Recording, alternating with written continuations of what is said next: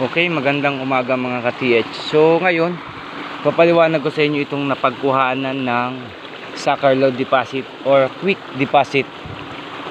Ngayon, ang makikita nating marker dito sa yan, nakatayo ako dito ngayon sa due west kung saan dumadaloy ang tubig. Dito ang ginawang mini falls o maliit na falls.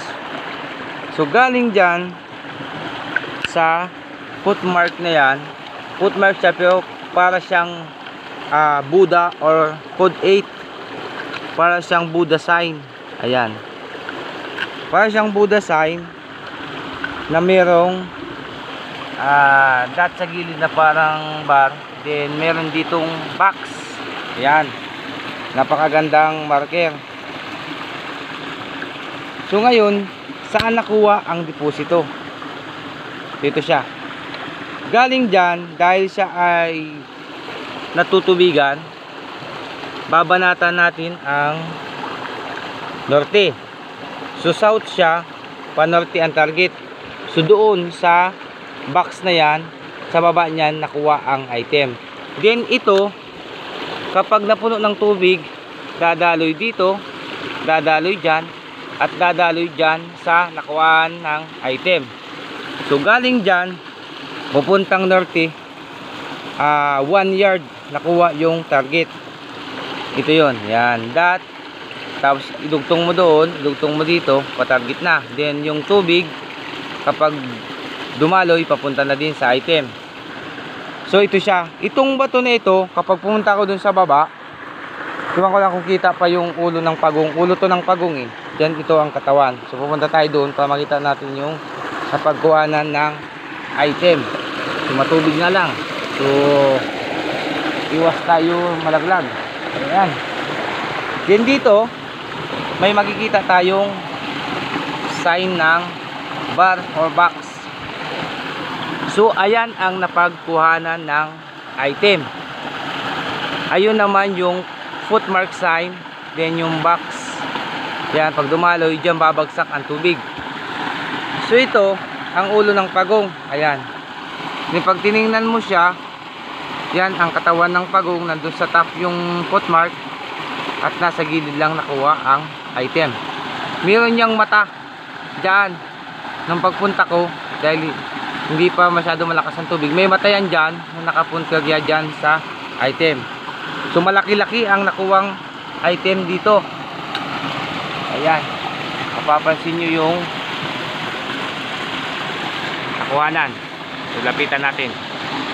Ayan, malaki to.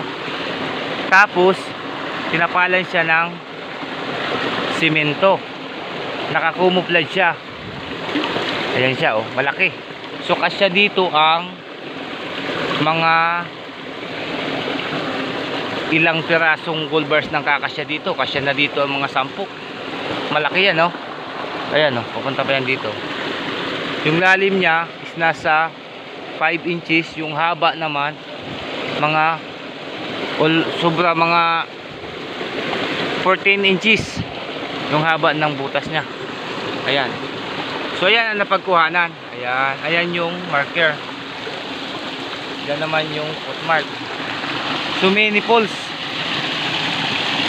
Dito yung mata, tatakpan. Sana yun, wala, tubig na kasi. So galing dito sa marker na ito, kumpas tayo kung anong degree, punta dun sa target.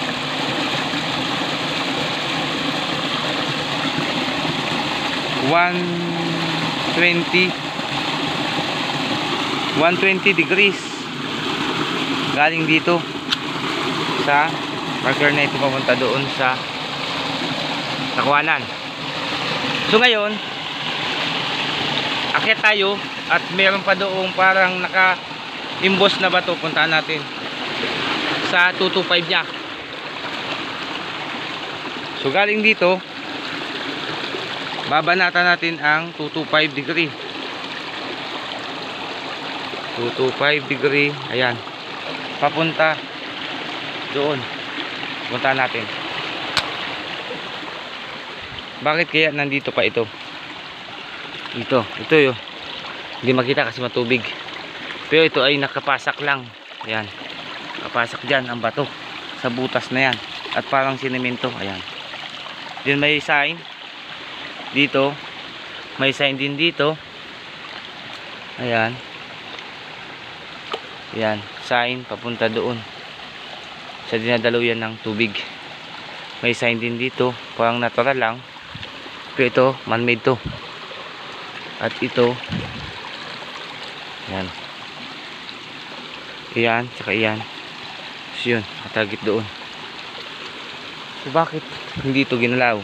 So prospected din natin na baka may laman.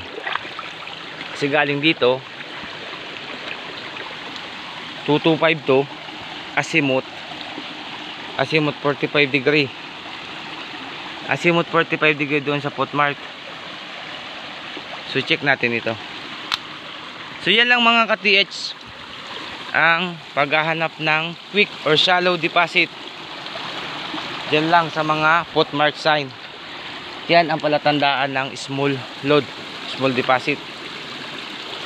So galing din sa napagkuhanan dyan, papunta dyan sa 135 niya, andyan ang puno ng malaking tugas. Galing dyan sa napagkuhanan, papunta sa 315 degree. Ayan. Andyan ang puno ng tugas. 135 ang puno ng tugas, 315 degree ang napagkuhanan. So yan lang mga ka-TH.